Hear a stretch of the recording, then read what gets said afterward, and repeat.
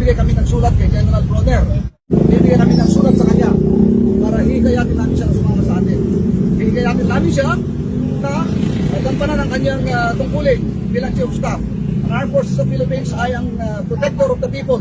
So ititiman namin sa kanya na protektahan niya yung mga mamamayan dito sa ginagawang protesta ngayon. Dapat matultukan na itong kawalangyaan ng ating mga congressman, mga tao sa gobyerno. Yung mga pagwawalangya, hindi lang pagwawalangya, pagtapastangan, kundi pagtataksil sa mga taong bayan. Habang yung mga namamasada dyan, nagtsatsaga sa pabarya-barya, para yung pangkain pang araw-araw sa pamilya. Ito yung mga congressman, mga anak nila, mga pamilya, kita nyo naman, ba? Nagtatampisaw sa karangyaan. Saan galing yung pera yun? Galing din sa taong bayan. Okay?